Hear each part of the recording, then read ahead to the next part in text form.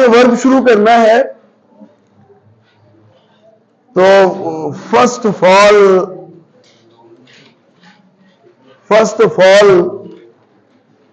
What is verb?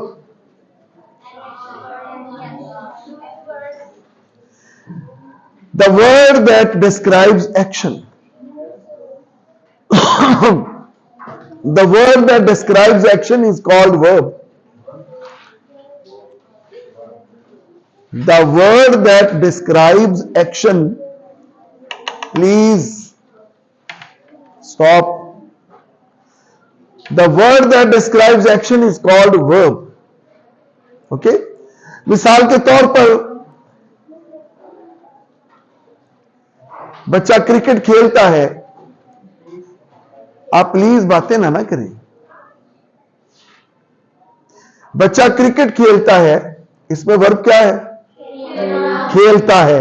ठीक है, activity खेलता है। इसी तरह हम चाय पीते हैं, पीता है, पीते हैं, ये पूरा वर्ब होगा। ठीक है, वो कहानी लिखता है, लिखता है, ये पूरा वर्ब होगा। ओके, तो जो अल्फाज एक्शन को डिस्क्राइब करें वो वर्ब होते हैं। अब अगर पूरा सिनेरियो देखा जाए तो काम करने वाला,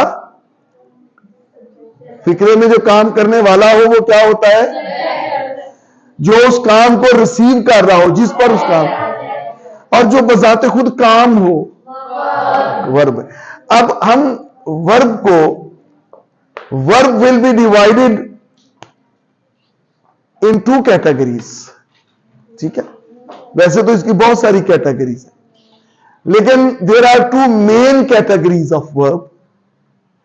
ये जरा ध्यान करना है आपने। Number 1 main verb, number 2 auxiliary verb. Auxiliary verb, auxiliary के स्पेलिंग क्या होते हैं? AUXILIARY, auxiliary verb. Number 1 main verb, number 2 auxiliary verb. हम पहले थोड़ा सा ऑक्सिलरी वर्ब को समझने की कोशिश करते हैं। ऑक्सिलरी वर्ब क्या होता है? ऑक्सिलरी वर्ब 3 है। There are 3 auxiliary verbs. Number 1, do. Number 2, be. Number 3, have. Do, be, have. These are 3 auxiliary verbs. Okay? एक चीज ज़हन में रखें आप कि ऑक्सिलरी वर्ब की निशानी यह होती है कि उसके फौरन बाद या उसके बाद मेन वर्ब का आना जरूरी होता है। मेन वर्ब तो भी हमने देखे ना, जो एक्शन को जाहिर करते हैं, जैसे पीता है, लिखता है, आता है, जाता है, पहुंचता है, ये सारे क्या हैं जी? ये है मेन वर्ब जो एक्शन को दिखाएं। क्लियर? ऑक्सिलरी वर्ब होते हैं जो टेंस की जरूरत को पूरा करे।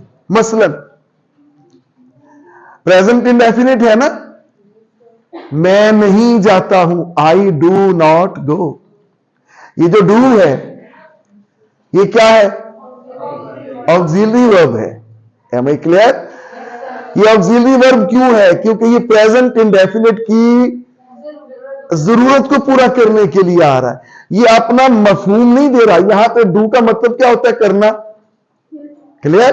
अब करना का मतलब तो नहीं आ रहा, इसमें नहीं आ रहा ना, लेकिन ये याद रखिए, ये जो मैंने आपको 3 ऑक्सिलरी वर्ब बताए हैं ना, डू, बी और हैव। अब डू कैसे कैसे इस्तेमाल होता है? Do, does, did as an auxiliary verb. Do, does, did. मसलन I do not go, do not के बाद क्या आ रहा है? गो क्या है? Main verb. ठीक है। He does not write, he does not write a story. Does के बाद क्या आ रहा है? राइट, राइट क्या होता है? और he did not see the elephant, he did not see. अब डिड नॉट के बाद क्या आ रहा है? सी। सी क्या है? ये आपने ज़हन में रखना है कि जब जब जब भी ये डू, डज, डिड बतौर ऑक्सिलरी वर्ब आएंगे तो इनके बाद मेन वर्ब का आना जरूरी है। क्लियर?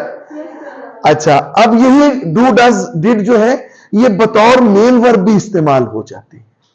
लाजमी नहीं कि आप इनको ऑक्सिलरी वर्ब के तौर पे ही इस्तेमाल करें, ये मेन वर्ब के तौर पे भी आते हैं। लेकिन याद रखिए कि जब ये मेन वर्ब के तौर पे आएंगे तो फिर इनके बाद और मेन वर्ब नहीं आएगा, इनके बाद फिर खुद नाउन आएगा। मसलन I do work, I do work, I do job. अब ये वर्क क्या है? नाउन है ना, यानी अब इसके बाद मेन वर्ब नहीं आ रहा। क्लियर? जब जब इनके बाद यानी ऑक्सिलरी यानी डू, डज, डिड के बाद मेन वर्ब ना आ रहा हो तो फिर ये ऑक्सिलरी वर्ब नहीं होते, फिर ये क्या होते हैं? मेन वर्ब होते हैं। अच्छा, इसी तरह आप बी को देखिए। मैं अगर नहीं भी समझ आई तो मैं आपको मजीद डिटेल, जब तक आपको क्लियर नहीं होगी हम आगे नहीं जाएंगे। ठीक है, एक एक चीज क्लियर होगी। थोड़ा सा आप देख लें बी क्या होता है।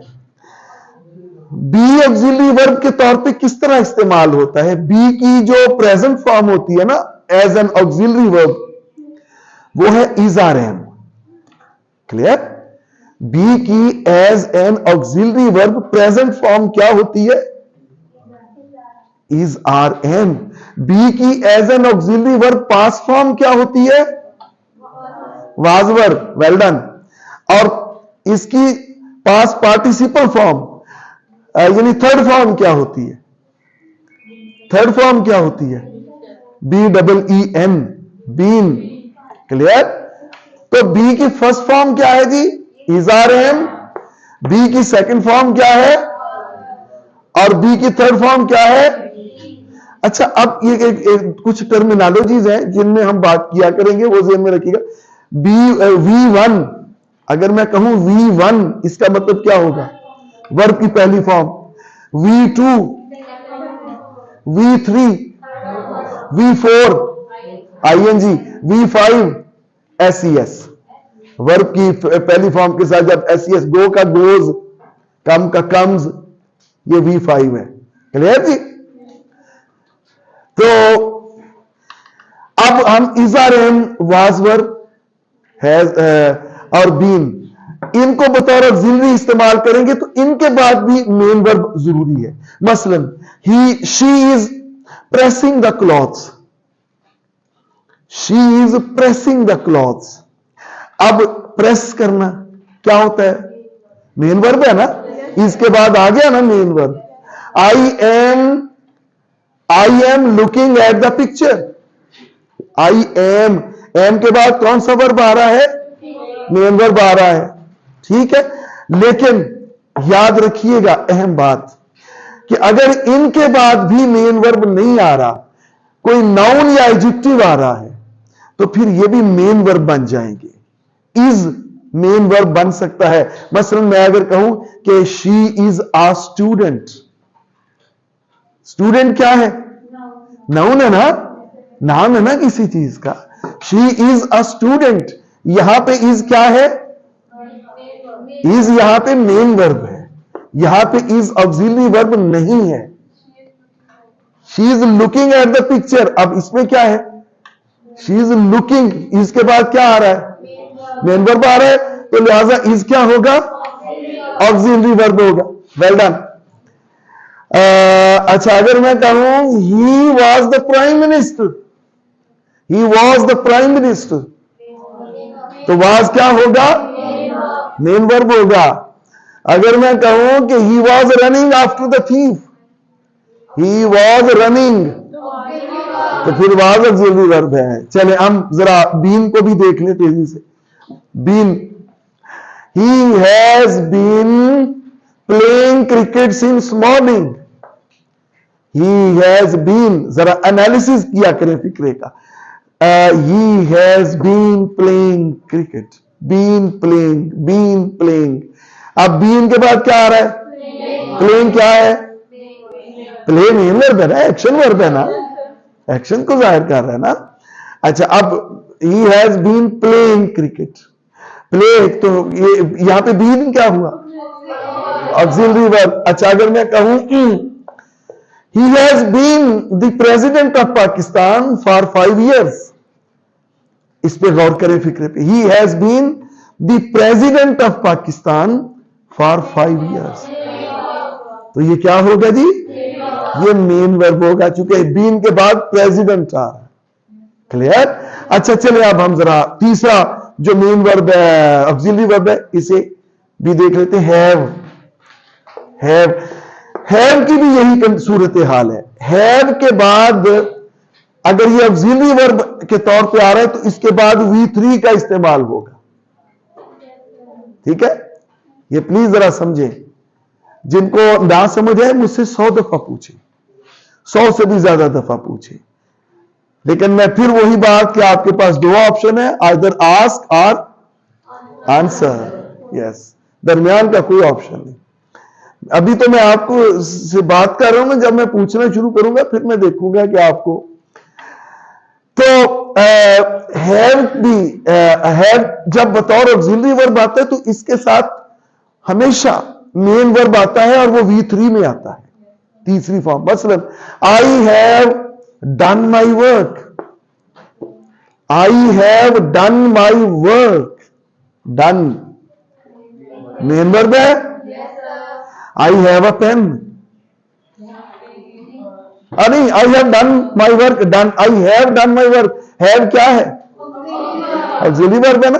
आई हैव अ पेन, क्योंकि हैव के बाद नाउन आ रहा है, पेन, यहां पे हैव मेन वर्ब है। अच्छा, आप बताइए, I have had a dream, गौर करें फिक्र, I have had a dream,